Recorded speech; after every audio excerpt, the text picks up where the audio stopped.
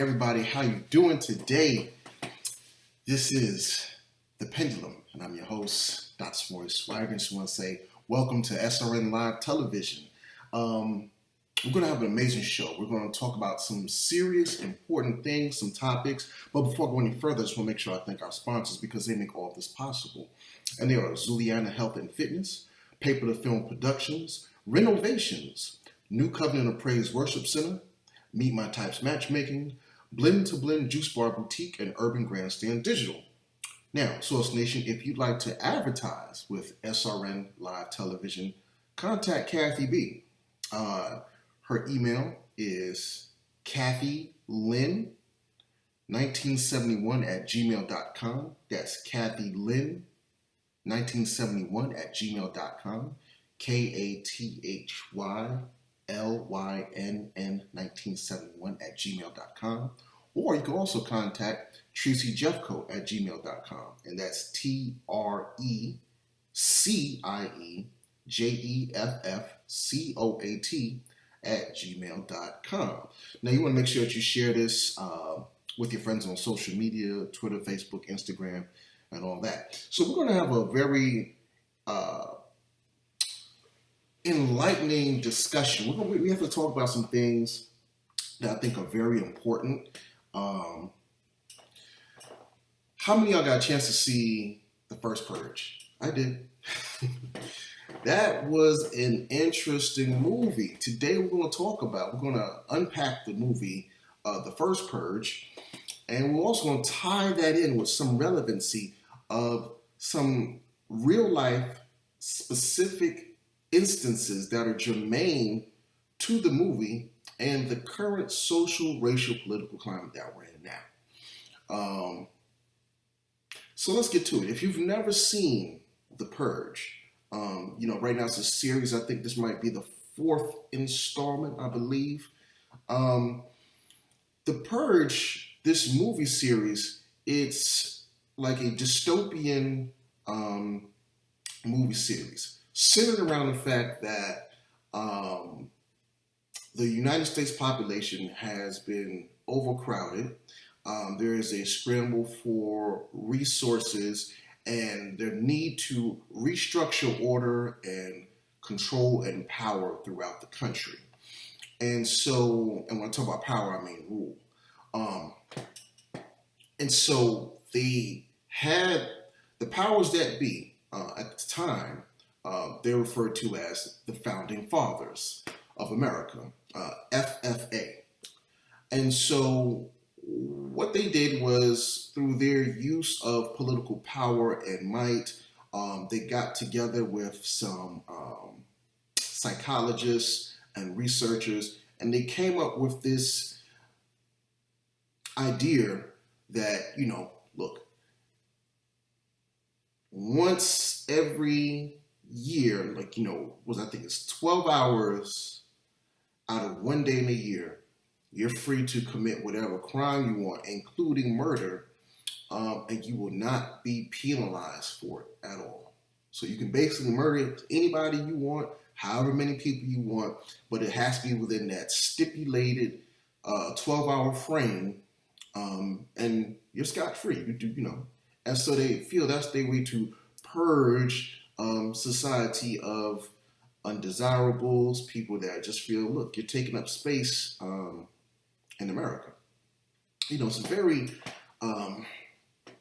very interesting concept along the lines of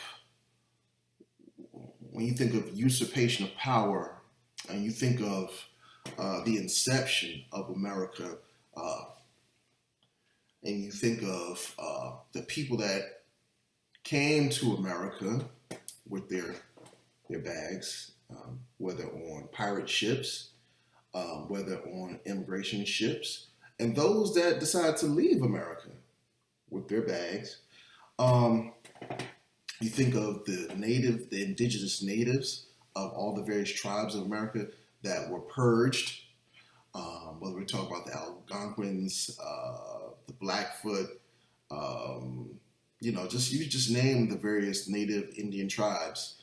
They were purged. They were purged from America, and their resources were taken, and we kind of know the history from there. But so now we're talking 21st century purging, and the latest installment is called the first purge. So the first three took you through what the purge is about and all of that, and then this installment went back to establish how the purge first started. And the purge first started was situated. So this is a spoiler too. If you've never seen the first purge, and you want to see it, maybe it's a spoiler for you. But this is what this is about. We're unpacking this.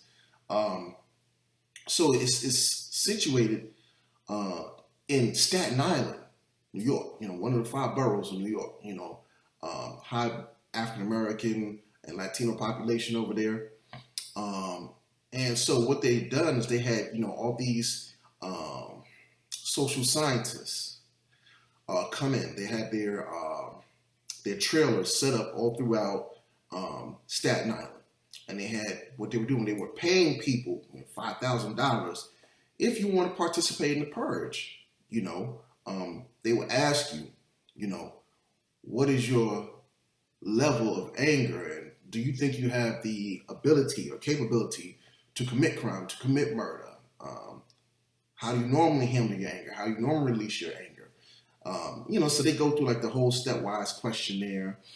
They give individuals these technologically advanced contacts or eyeglasses that have software embedded inside the contacts and the eyeglasses. And they also give you a microchip implant. And this is so when the purge starts, they are monitoring you. The company that is being sponsored by the FFA, the forefathers, the new government of America at the time, they will be monitoring all purge activity from a remote central command center, right? And so, they have all the different monitors, with 20, 30 monitors with personnel, with doing all type of surveillance and everything. So they get to see whatever you see through your eyes, because you have the contacts in this technologically advanced contacts. They're seeing exactly what you see in real time, and they're monitoring that. Whatever glasses you have on, they see through those lenses that you're seeing. And so what it is you basically have in Staten Island a highly populated area, densely populated area of blacks and Latinos. And so it's kind of like, wow, so basically you're doing this. You didn't do this in some of the highly white populated areas of Long Island. You didn't do this in just where will be more populated with white individuals, white citizens of America. They didn't start the purge there. They started it in a densely populated black and Latino area. And so based on population statistic density, you're going to have more murders of blacks and Latinos, right? And they also had the project towers where they're really focusing on. So they were saying, the scientists, the social scientists were saying, look, you know what? We're going to expect to see a lot of murder because of the fact that they're also impoverished. So wherever there's poverty, you're going to see a lot of murder and everything here and stuff. So, of course, the countdown goes. You have those individuals in the community that are against the purge. They're protesting, they're picketing, they're outside of the stations where they are registering people that want to purge. So you have people that want to purge signing up and getting their $5,000 to participate in it. And you have factions of individuals on Staten Island that are like, yo, we're against it. That's evil. Don't do that. Don't participate in that. That's ridiculous. So anyway, excuse me. Time ticks down. And then, of course, you get that siren that goes across. And that's letting you know that the purge started. And so, through the remote command center, they're looking at the monitors. They're like, yo, we don't see any activity. Like, why isn't... We were expecting to see a whole lot. Like, we thought stuff was going to jump off immediately. And it didn't. Matter of fact, it took hours for the first murder to happen. And, you had mentally ill patients that registered for the Purge. I would say MK Ultra people that were registered to participate in the Purge. And the other thing is you had this, just like as you would expect, they had this drug dealing street team, but they decided not to participate in the Purge. Their main thing was protecting their drug cartel and their drugs during the Purge. They didn't want anybody taking this time to make a hit on their drug team. So their whole thing was insulate everything. Nobody on the team goes out and participates in the Purge. We're just all we're going to be strapped up. We're going to be well armed, and we want everybody consolidated. We're still going to be cutting and cooking and all of that, but we're just playing it safe until the Purge is over. So, and that was ran by this guy named Demetrius. And so, as it goes along, then you start seeing people try to commit crimes like robbery, ATM theft and stuff like that. And that's where the first murder happened. So long story short, and to start pushing the issue forward and conversation forward for this show, is that what you saw was they had made these promises, these social scientists that had designed an experiment that were hoping to see so much murder and mayhem to occur. They weren't getting the results that they desired, that they want. They were not reaching their endpoint. And so that was going to reflect very negatively on them and their research and their hypothesis, which will also then cause the founding fathers to cut funding for their research. So really their career of these social scientists, their whole career and research was on the line. So what happened was, and you saw the founding fathers start calling them like, hey, look, you said there was going to be a whole bunch of murders. You said you were going to, this was going to help reduce the population. What's going on? We're not seeing anything. Everybody's watching on live TV. We're watching. We don't see anything. And so he's like, sir, we're working on it. We'll give you a call back. We'll let you know. So one of the guys that is co-investigator, co-scientist in the experiment, what he does is he gets on his private phone and he starts calling his white supremacist friends in the KKK. And then he called in these mercenaries. He called in mercenaries. And these mercenaries weren't even American. You had mercenaries from overseas. So kind of like how Blackwater operates. And he mentioned that inside the Purge, like, Blackwater. Blackwater is a group of mercenaries, whatever. And so all of a sudden you started seeing these waves of heavily armed men, militia trained, in combat. They coming in suited up like they're really going to put in that work. And they did come and put in a lot of work. And then you had people showing up in their KKK, Ku Klux Klan regalia, heavily armed, in pickup trucks, in Jeeps, motorcycles. So they're going through the streets just slaughtering people. The Black and Latino people that didn't want to participate in the Purge, they took shelter inside the church. They ran up in the church, slaughtering them. These are the white supremacists and the mercenaries. They run up in the church slaughtering them, just like Dylan Roof did, right? And so the drug dealing guy, who's the kingpin of the island. He used to date one of the leader of the anti-purge, the people that did not want to purge. She was like one of the main people protested. He used to date her, but of course, they took their separate ways because she was more righteous. She was very in tune with her higher self, where she was for the people. She was kind of like on her Angela Davis type thing. So it's kind of like Angela Davis versus the pimp or drug dealer type thing. And so, they broke up, whatever. So she's trying to help everybody, keep everybody calm. She's trying to search for her little brother who got caught up in the purge. And so, lo and behold, they end up, when they go in there and they end up killing everybody in the church, those who survived, they ran back into the project towers, including the girl, his ex-girl. So the drug dealer and his crew, they end up getting into a shootout with some of the mercenaries and the white supremacists. And the thing was,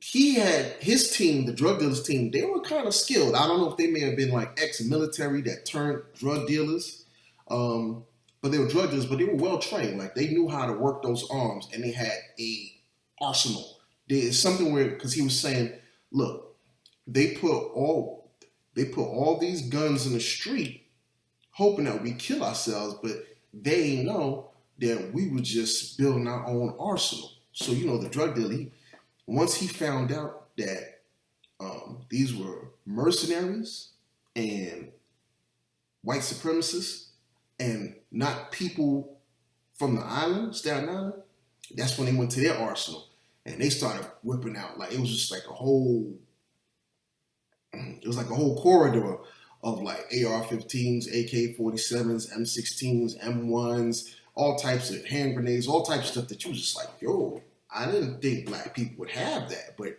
they had it. So his team strapped up. They went to the towers. And so then when they're like, look, all right, we got to defend our towers because this is something else. We're dealing with an entity here that is hell-bent on killing everybody. My ex-girl is up in these towers. We got families up in these towers. I know we cook up and we serve dope to people in here, but we got to defend our island, from these invaders. The mercenaries and the white supremacists and stuff. So, as they're getting ready to go, you start seeing these drones flying all over their heads, and you start seeing like the drones. Next, you start seeing the visuals from the drone aspect. Like, you start seeing all different aspects. They're like sizing up facial images and body sizes and all of that. And the drones start firing shots from the drones. Kills like 90% of the drug dealer squad. And so, the drug dealer, he ends up hiding under the car from all the drone fire. Then the drones fly off. You never knew where the drones came from. You never knew who operated the drones, but the drones were there. And this is something I've always said.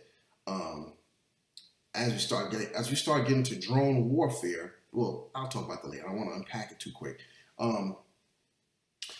He loads up, he gets his gear, he gets, like this big gun. So he sneaks into the towers and you just see the mercenaries. I mean, these guys are going door by door, floor to floor, kicking in doors and just slaughtering everybody. I mean, just slaughtering everybody and going floor to floor, door to door, just killing people. It's a whole squad of them. And, being that Dimitri, the drug dealer, he, from the island, he knows the ins and outs of all the projects and stuff. So he goes in, hits the light system for the fire alarm and everything. So the lights are flashing in the hallways. It's dark, it's light, it's dark, it's light. Very hard to kind of see what you're dealing with. And he goes in there, he's just slow. He's basically like a black Rambo. You know what I'm saying? Like, dude's quick, he's nice with his hands, he's nice with the guns, he's nice with the knife.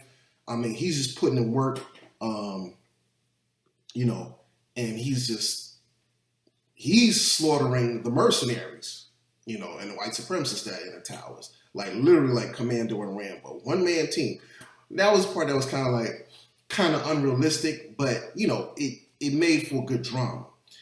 So it basically ended up killing all of them, rescuing his girlfriend, and all of that. But now tying it in to where we're right now in today's society, let me get back to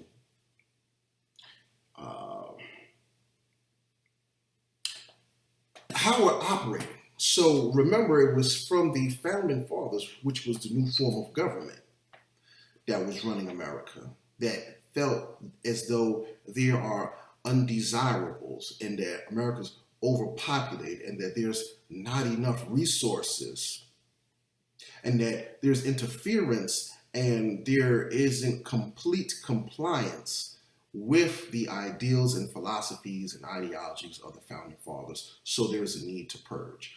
And so, you look at where we are now in America under the current administration. You look at the supporters of the administration.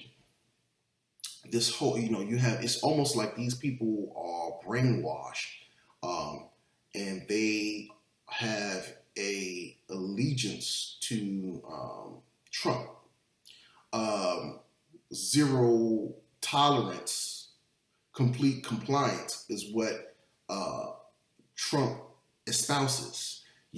If you disagree with him or you have dissenting effect with him, and you're in his administration, in his cabinet, he's purging you out of that position. You see that he's just moving pieces off the chessboard if you're not in complete compliance with him.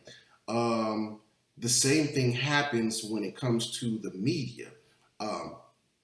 If you're not, he's on the state property, Beanie Siegel. Either you're going to get down or you're going to lay down. So he's very much engaged in his administration, and his talking heads are very much into discounting, invalidating the media. If they have any type of criticism, legitimate or illegitimate criticism, if you say anything that goes against what Trump says, whether right, wrong, indifferent, fact-checked or unfact-checked, it's like they're coming for you. And so that's kind of like the nature of the whole the climate of the founding fathers in the purge. And so you have that happening, right? Then you have this whole partnership in the purge with the government and the little members of the administration that have ties to different parties or ties to different groups that have allegiances and affiliations and ties and partnerships with white supremacist groups. We know that. We've seen Charlottesville, where it was so hard for Trump to really even denounce this group as he didn't even want to call them white supremacists. That was like so hard for him to do. He thought of every word, way to rephrase to avoid anything that would be disparaging of what was happening in Charlottesville, right? So that kind of showed this partnership, friendly affect with the government and these right-wing hate groups. There have been a couple of instances where they've had private meetings and parties where they've been holding up different, hand signs, like Hitler hand signs, Heil Hitler hand signs that have come to light. And then you've had, was it Steve Bannon, who was in the Trump administration, who was writing for a lot of these extreme right-wing groups. So there, you're seeing this stuff happening, right? So it's kind of almost as if they're going script by script. This is art imitating life, life imitating art, and going step by step. And so we then think about when we talk about government policy, right? Okay, so you had the what was it? The Tea Party, and then you had ALEC, American Legislative Exchange Council, and these two groups. ALEC has been around for a while, decades. And the Tea Party was kind of like, that was like right when Obama was about to get in office at first and everything. They drafted all these laws. And so you had this stand your ground law that was in effect in Florida.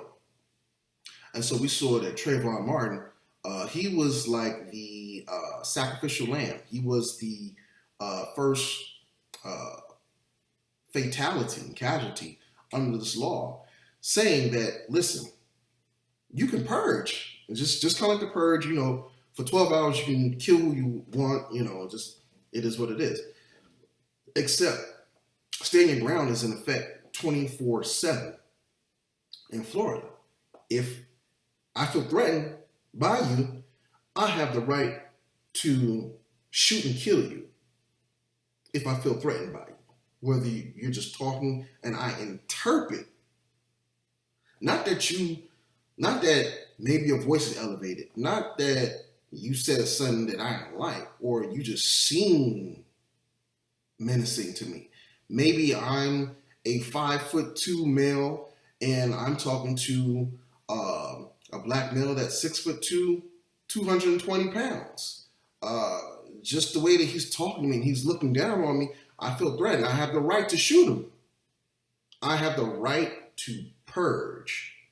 And I get off. And so we saw what happened with Trayvon Martin. Now, let's fast forward to where we are now.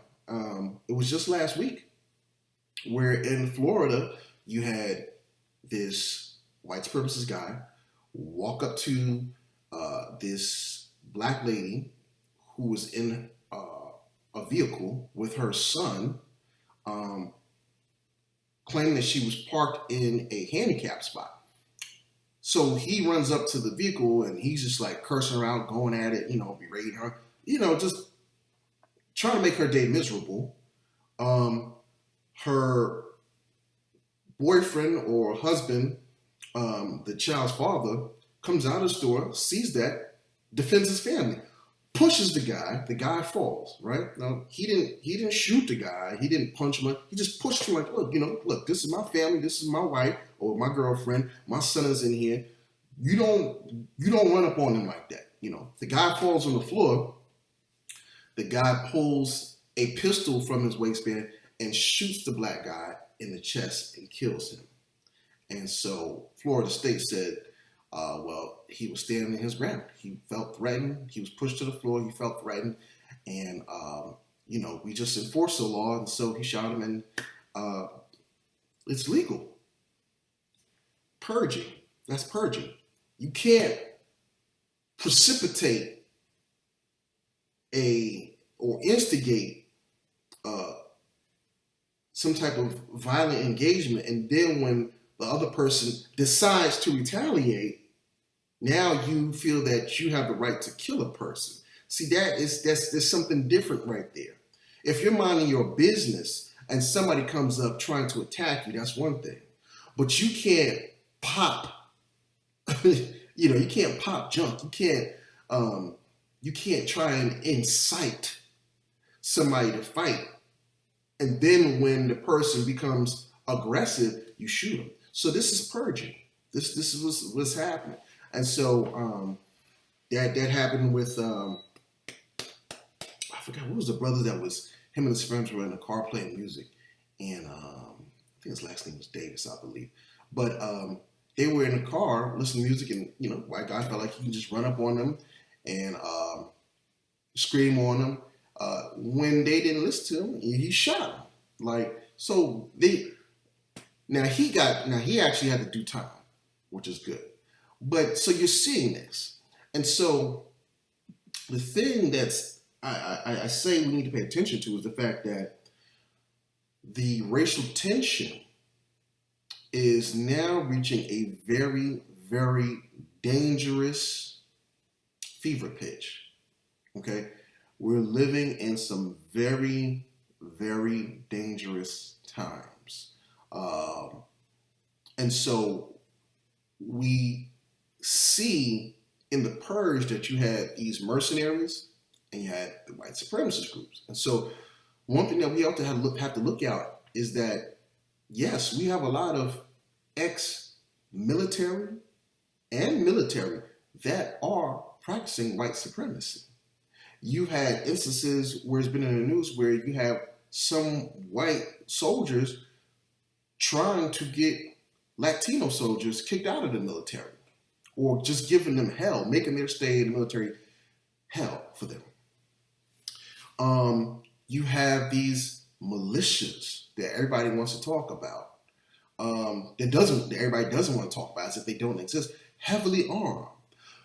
They have thousands of compounds all throughout the country that are heavily stocked with all the munitions and firearms that you could think of. And these are trained people. A lot of them, they're well trained, and some of them are trained from the military.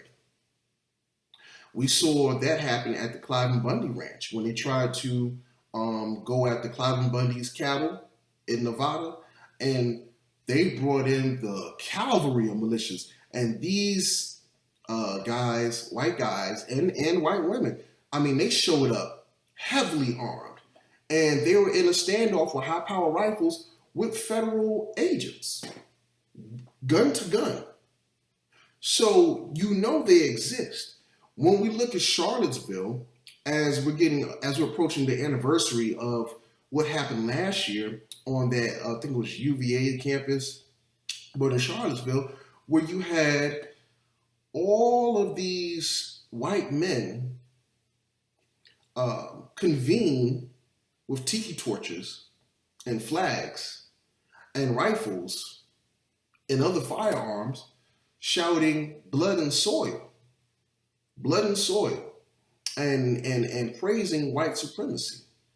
And then the next day, they got into big clashes in the street.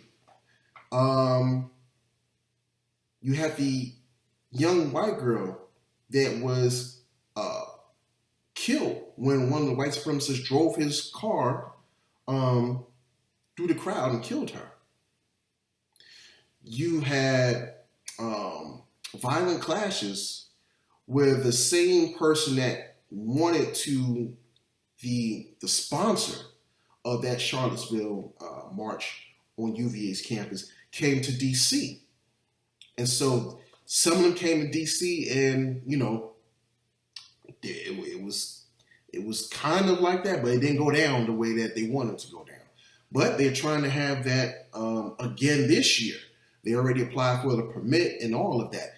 And they're saying that they are fighting for white civil rights.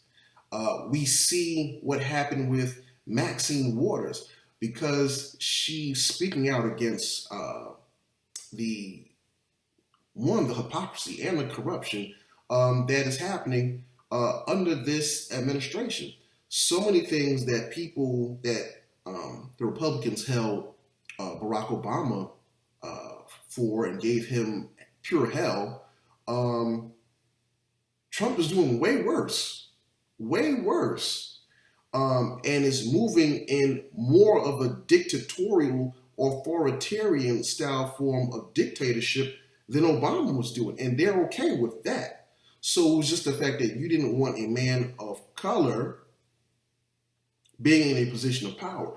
But Trump is doing way more now. So Maxine Waters decided to call him out on that. And so she's been receiving so many death threats. You had the Oath Keepers come into California recently, and they got chased out by a lot of the black residents. They tried to convene right on Maxine Waters' house.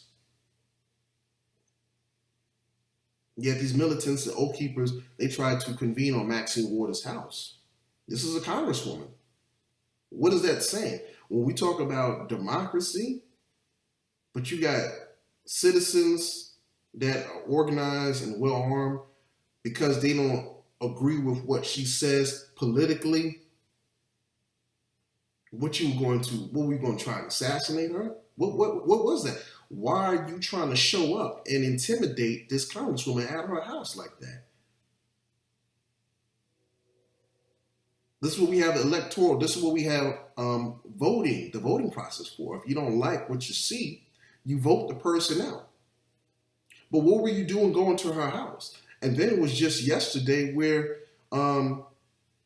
Maxine Waters was mailed anthrax to her office, and her and her personnel and staff had to evacuate the premise because they were trying to kill her through anthrax. These methods and modes of intimidation and actual menacing, these are terroristic acts, right?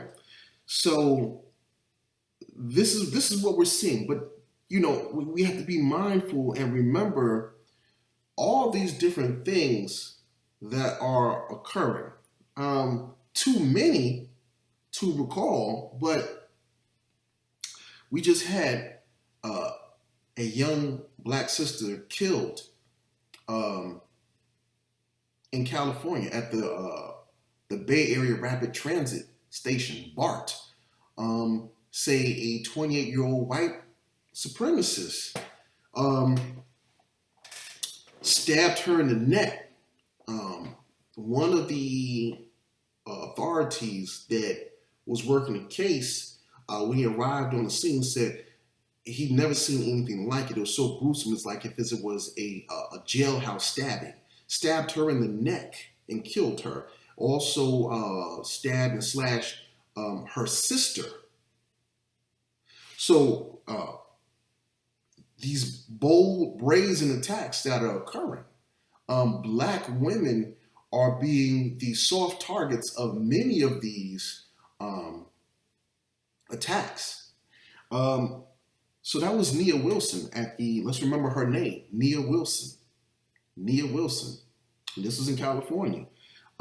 We then had this one-eyed white supremacist that killed this black woman, and they found her body inside his home. Make sure you check that out. You can Google one-eyed white supremacist kills black woman. All right. Let's not forget that in Atlanta, we found a black man who was hanging. They say that he killed himself, but they say he hung himself, but they haven't had as much video cameras as they have around that area. This is kind of around like the whole college area. They don't have any footage of him hanging himself. As much cameras and surveillance that we have all around cities, please. From traffic cameras, red light cameras, cameras on buildings, cameras on office buildings, cameras on government offices, cameras on street businesses. And this is kind of like around a bridge. So they always keep cameras on major things like bridges and railways because they always think that, that's what terrorists are going to hit. So you don't have any video footage of him hanging himself. They just have that he hung himself. You can see the photo. So you have a black man hung. There was, at the beginning of the year, at the top of the year, there was a black man who was decapitated and his head was left on somebody's porch. I forget what state that was. You had the Waffle House shooter, young white male that entered the Waffle House with a high-powered rifle and started shooting and killed multiple people, killed a Latino worker, a couple of black patrons. He had already been arrested for gun charges and had his guns taken away from him. His father got the guns and gave it right back to him. And luckily, hopefully, a brother stepped up. Luckily, a brother that was inside the Waffle House, he stepped up and wrestled the gun from the shooter when he heard it jam, and that's how they avoided any more killings and deaths as he tried to purge at the Waffle House. And then let's not forget about the Texas mail bomber. Remember, it was just a few months ago, maybe about 3 months ago, where you had the young white male that was going around mailing off these packages that were exploding. And the first couple of victims were black people, you know, in black neighborhoods. So they are, targeted. Um,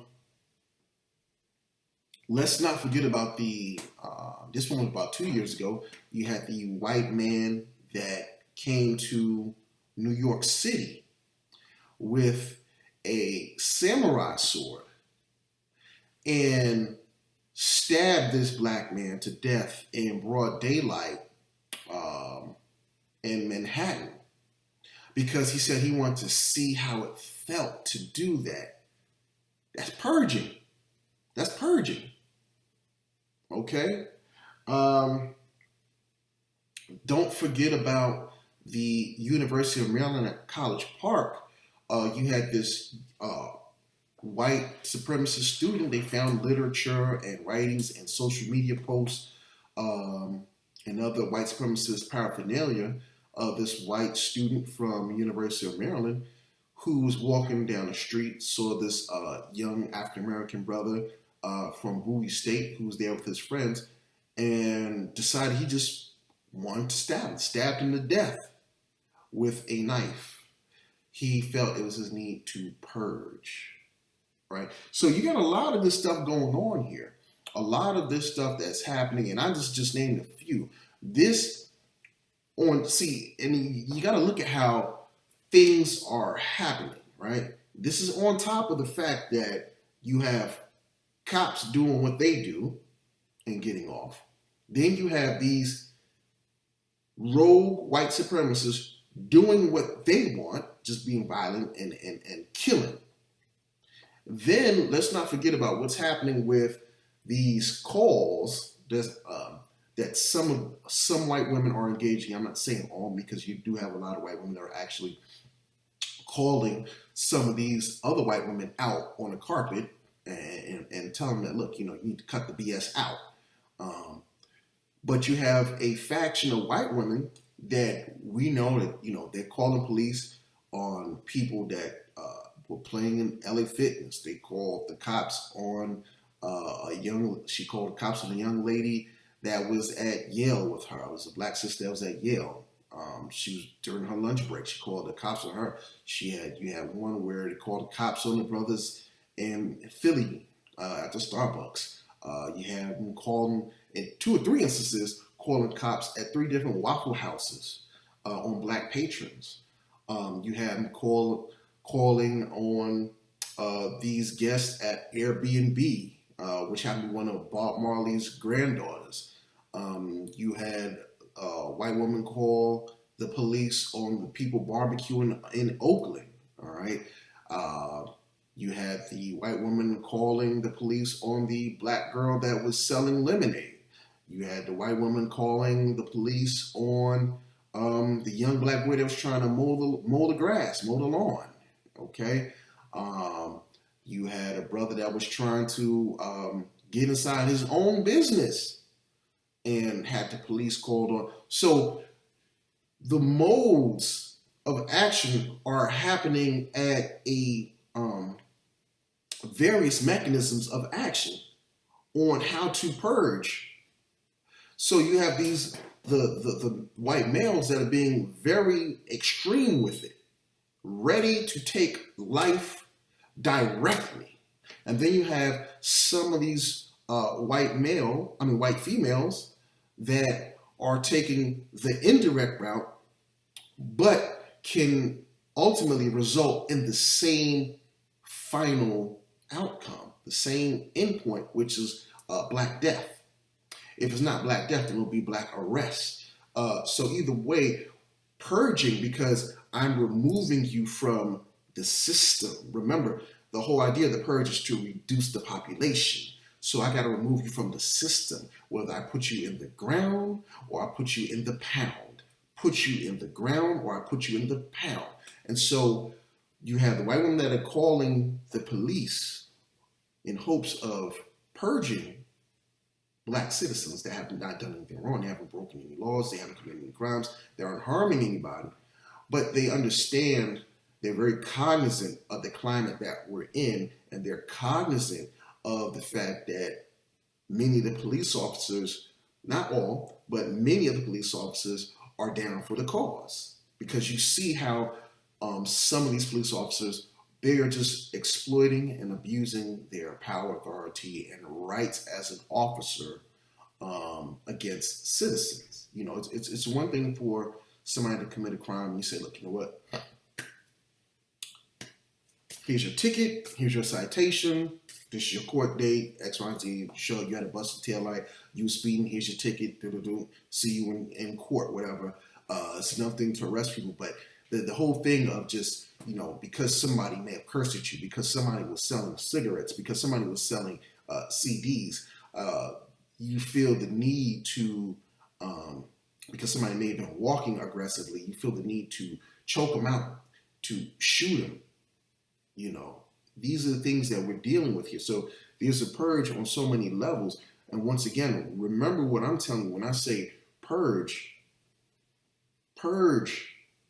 just getting rid of a group of people, purging them out of a system, removing them from the same system so that you do not have to coexist together and that you do not have to compete with.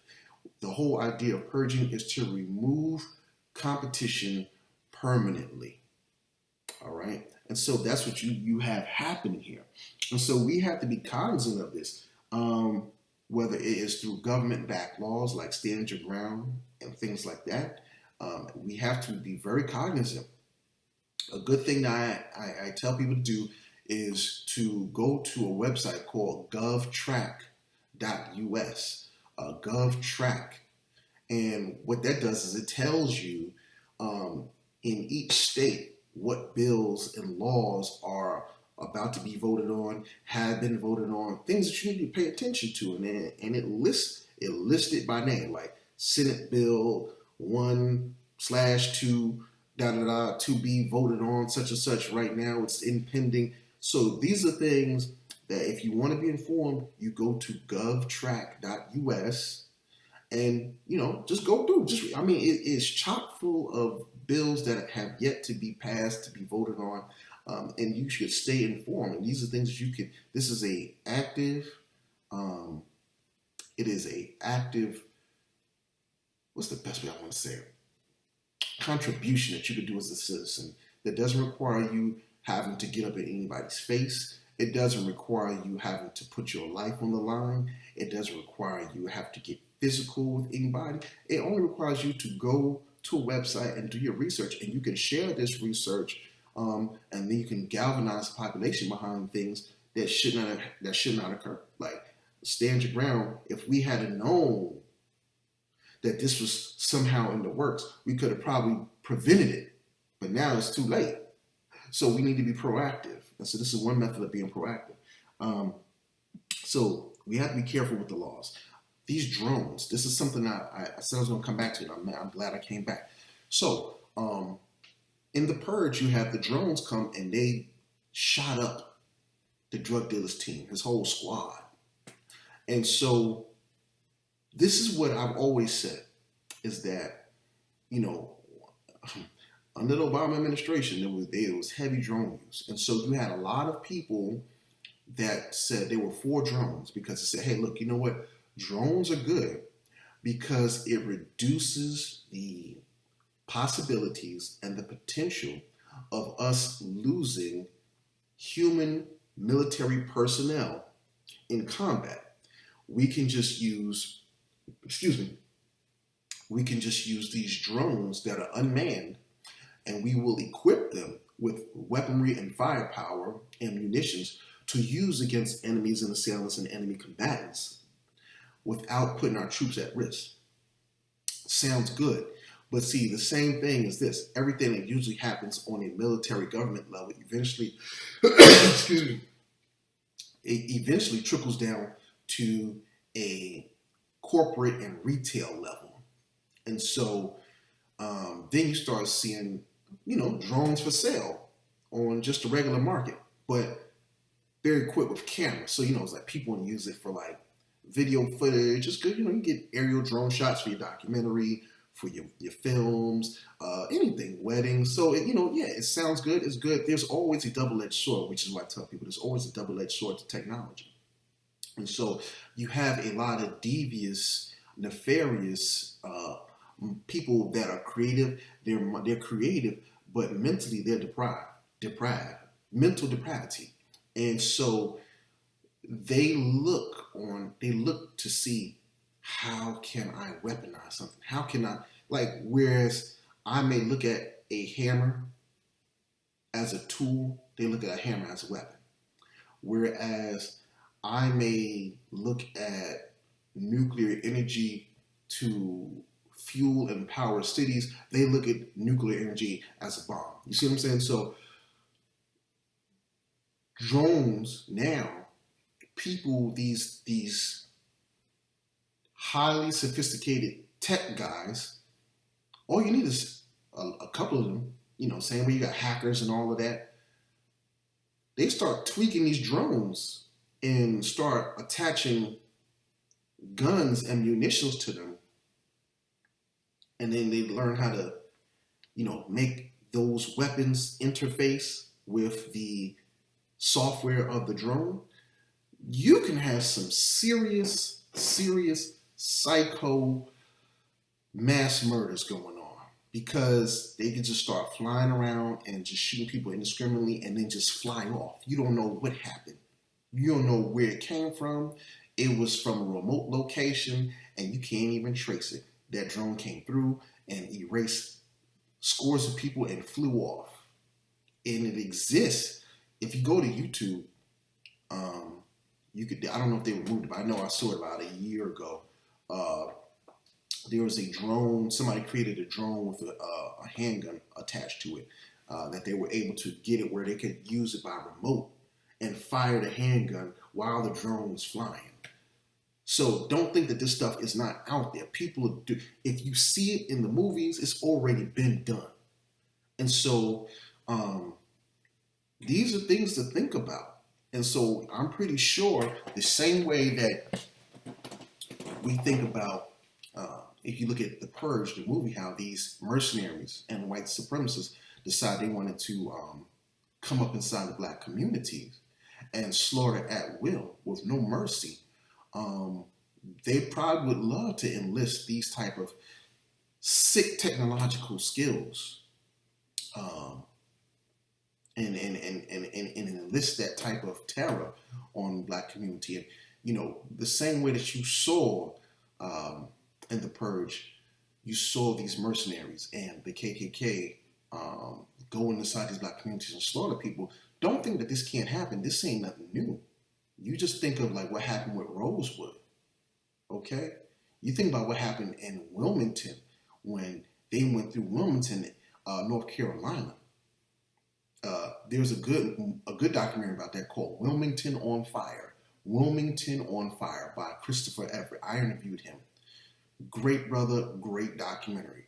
Wilmington on Fire by Christopher Everett. Find out what these racist white people did. They came through Wilmington and slaughtered black people. Slaughtered them. They went to the state munitions building, opened it up, and just armed citizens. These weren't even military, just giving out guns. Yeah, go do your business. Let's not forget about what happened in Oklahoma. All right? With Black Wall Street. So it's nothing new when you talk about militias and hate groups coming into communities. It just, in the Purge, it just seemed like, oh, this is kind of crazy because they rolled up in Staten Island. But there's nothing to stop them from doing it if they want to. There's nothing to stop them doing it if they wanted to. All right? This is nothing new. There's and that was just like 3 instances, I think. There's scores of places in history where they've purged black communities. And like I said, it's nothing new when you think about what happened to Native Americans or the indigenous natives here.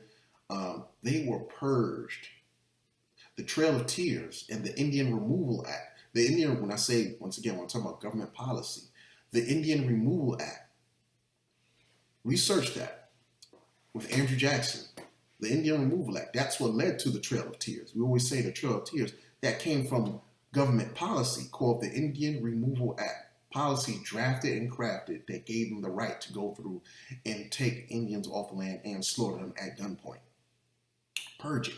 So I think it's fair for us to make sure that we're fully cognizant in this era where hate just seems to be abound. You know, I don't advocate for hate. I think people need to learn how to coexist harmoniously. And I believe that, this is my ultimate belief, I believe that racism and hate is the greatest divide. And it is what is preventing America. When we say make America great again, that slogan right there, make America great again, you know why America will never be great? Because of racism and hate. Because every person that you choose to kill brings a certain skill. People come with skills and talents, all right? And sometimes they may not know. Sometimes it take a while for people to meet that right person that teaches them a skill or a talent that turns on. Like, oh, wow, I'm very good at this. Whether it's acting, whether it's something technological, whether it's something scientific. Sometimes they just need that motivation, that opportunity, or that lesson. But if you think about it, that's why I say hate and racism will always stop America from ever being great. You, by choosing to remove, to incarcerate, and to kill at will, just because of a person's color, you don't know what that person brings to the table. You don't know what type of expertise, gifts, and talents that they could have contributed. But what you did was you interfered with that. You neutered that before it had a chance to blossom. And so when we look at some of the best companies, sometimes it's because they have a diversity of ideas, people that come from different walks of life, different races that think differently. And then when all put together, it makes it very powerful. But because we choose to eliminate people, you're removing opportunity. You're removing creativity. You're removing talent. You're removing gifts. And that's why America can never be great, because we're too drenched in hate. So that's what I wanted to talk about. And so I encourage everybody to be very cognizant of where we are now.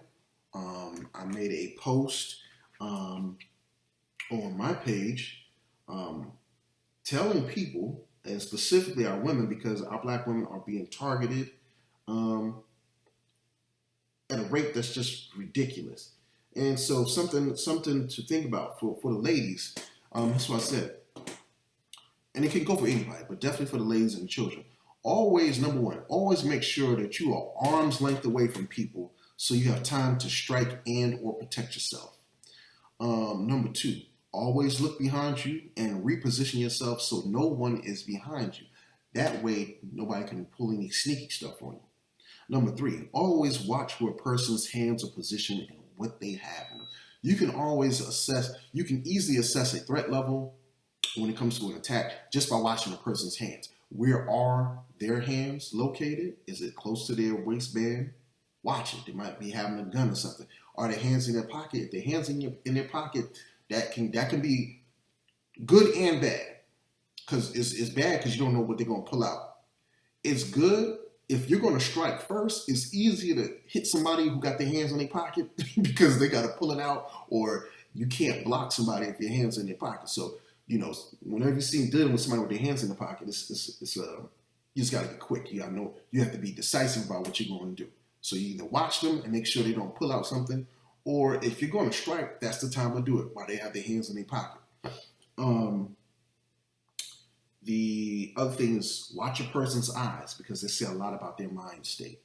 The other one, if you need to strike, aim for the eyes so that they can't see, attack the throat so they can't breathe, and always go for the groin. All right? And lastly, ladies, keep you some pepper spray and some keys because you can always use your keys as weapons. You know, you can put them in between your knuckles. You know, sometimes people will use them like that. So if you use the punch, you can do a lot of damage for somebody that's trying to assault you. So these are things we just have to keep in mind. But the other thing is just to, we have to create, if we want this world that's void of hate, we have to create that world. We can't hope and wish that it'll fix itself. It is up to us to make sure that we facilitate and we create that beautiful connection. We have to create heaven on earth for ourselves. We can't allow racists to win. We have to make sure that we check ourselves, and then for my white people that I consider cool, that we have relationships with, it's up to you to check your friends. You have white friends that may practice racism, or they may say racist stuff, or if you notice, they're picking up certain tendencies of hate and racism. You got to check them. Check them. Because if they already hate us, they're not listening to us, but they may be more inclined to listen to you. So if you don't subscribe to hate and racism, my message to you as a white person, check your friends and your colleagues and the people you're dealing with. Let them know that's what's stopping America from being great. So with that being said, we're done with this session. I had fun sharing that. I hope everybody has a chance to watch the first Purge. It was a pretty good movie. You know what I'm saying? It was a decent movie. I give it a good 8. And I like the Purge series too. So with that being said, I'm out. This was Samori on SRN Live Television. Once again, we want to give a shout out to Zuliana Health and Fitness, Paper to Film Productions, Renovations, New Covenant of Praise Worship Center, Meet My Types Matchmaking, Blend to Blend Juice Bar Boutique, and Urban Grandstand Digital. And once again, if you want to advertise on SRN Live Television, you want to contact Kathy Lynn at kathylynn1971@gmail.com or TracyJeffCoat@gmail.com. And I'll see you again next time. Peace.